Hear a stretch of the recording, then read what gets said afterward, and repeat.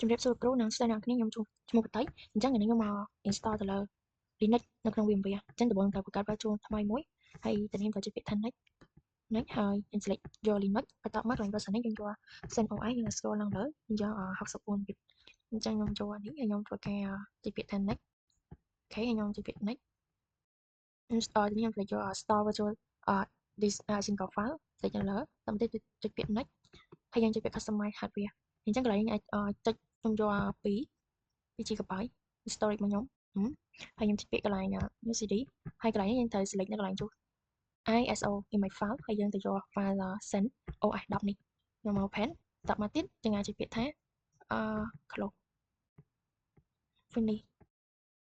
តែអ្នករងចាំបន្តិចតទៅយើងនឹងបង្កើត send OS 64 bit នេះហើយអ្នកគ្នាអាចចូលក្នុង virtual បន្ទាប់ពីអ្នកគ្នា install ឲ្យអស់ហើយអ្នកគ្នាចូលបើកវាចាអញ្ចឹងកន្លែងនេះអ្នកគ្នាខ្ញុំអាចសុំមើល installation អ្នកគ្នាយក installation OS Stream 10 Enter អ្នកចាំតិចសិន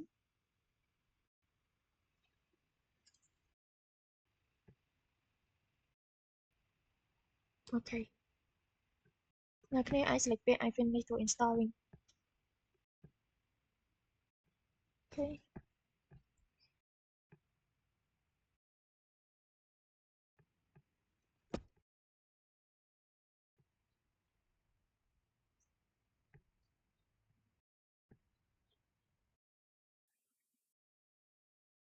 អង់គ្លេសក៏មើលខ្មែរនៅខ្មែរគឺពិបាកប្រើបន្តិចអូនមិនថាអីទេគឺយើងទៅរាប់រៀនជាភាសាអង់គ្លេសហើយយើងរៀនជាភាសាខ្មែរអញ្ចឹងអ្នកគ្នាបន្តមកអ្នកគ្នាត្រូវយកជាភាសាអង់គ្លេស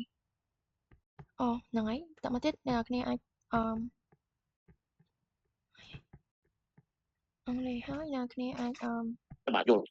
យើងយកមកហើយយកចំណាយទីផ្ទះមកហើយបន្តមកចុចគេបងខាងនេះគេ continue អញ្ចឹងខ្ញុំមានពាក្យ continue what the hell បន្តមកបងប្អូនទាំងគ្នាមើលកន្លែងនេះអញ្ចឹងកន្លែងនេះបងប្អូនទាំងគ្នាវាណា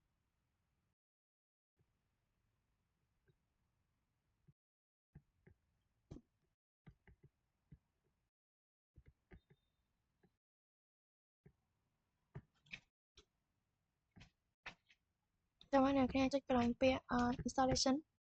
អញ្ចឹងកន្លែងនេះអ្នកគ្នាអាចចុច automatic តាមមកអ្នកគ្នាអាច done select done តមកទៀតអ្នកគ្នាចូលមកកាន់អូអ្នកគ្នា wait ខ្ញុំសូមចូលមកនេះម្ដងទៀតfree custom automatic grab មេតាអូខេ done ខ្ញុំសូម refresh តិចនេះវា load មកអ្នកគ្នាអូខេមិនចង់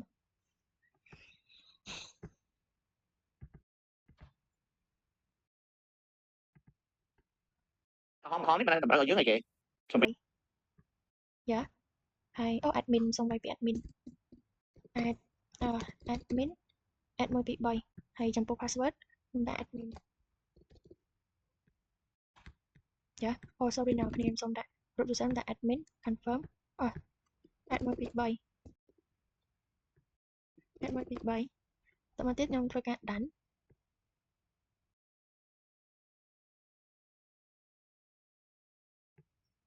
អូខេបន្ទាប់ពីដាន់ហើយយើងអាចធ្វើការចាប់ផ្ដើម install តែ install អ្នកគ្នាអាចចាំបន្តិច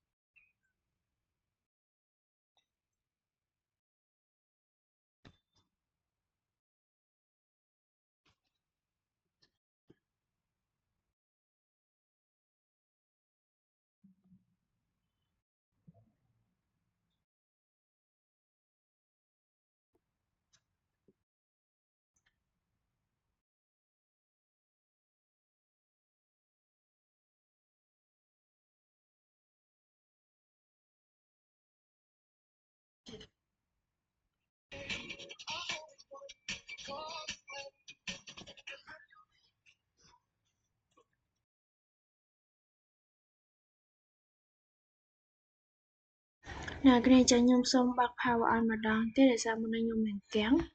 តែមកខ្ញុំធ្វើការបើកវាម្ដងទៀតចឹងកន្លែងនេះខ្ញុំអាចវាយពាក្យ admin របស់ខ្ញុំតែសំខាន់គឺខ្ញុំវាយអត់ចេញ Nè khi chăm tích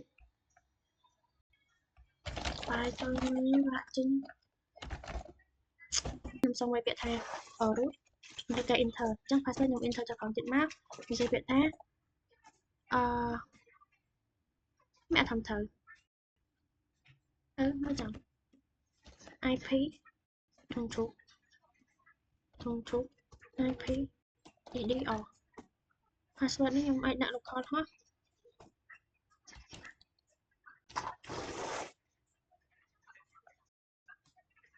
ពេលបើ comment ហ្នឹងហើយទៅ server យល់ទេហើយទៅ server ខ្លាំងតិចខ្លាំងហើយវាអត់ឲ្យអញ្ចឹងយើង remote ពីខាងក្រៅដើម្បីចូលទៅវិញយល់គំនិយាយអត់តោះណាតែដល់មុននឹងគេ remote ចូលយើងត្រូវដឹង IP address របស់វាទៅយល់ទេតោះអញ្ចឹងឡើយនេះយើងដាក់ ABC S1 2អីគេ3យល់គំនិយាយអត់អញ្ចឹងដើម្បីងើ IP address នៅក្នុង Linux យល់ណាតោះនេះចាប់ផ្ដើមលោកវាយ comment មួយឈ្មោះថាអីគេ password តែខ្ញុំអត់វាយយល់ហើយ local ហើយខ្ញុំដាក់ root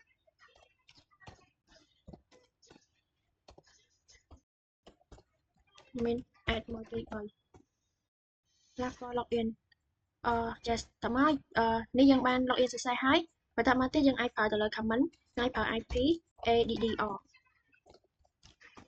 អ្នកគ្នាអញ្ចឹងមកដល់កន្លែងនេះអ្នកគ្នាអាចយើងអាច remote ទៅកាន់ desktop មួយទៀតយើងអាចទៅកាន់ IP address របស់យើងអញ្ចឹងអានេះជា IP address របស់យើងកន្លែងនេះ192 168 137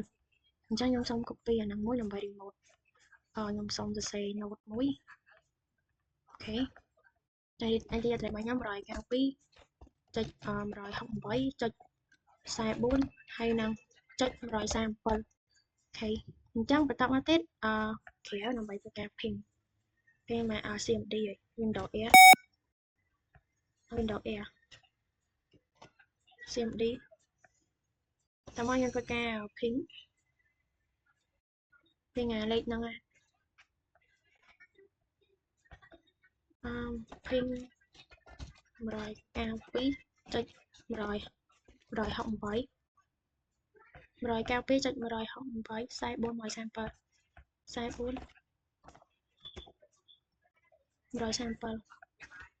137ហើយធ្វើការ enter អូខេអញ្ចឹងវាស្គាល់ហើយអូខេស្គាល់ហើយពេលប្រចាំគេតែមួយ reply មិនសិនខាងយើងយើងធ្វើគេអាចតទៅបានអញ្ចឹងយើងអត់ប្រើវាទេអូចាប់ហើយតែអាប់ហើយយើង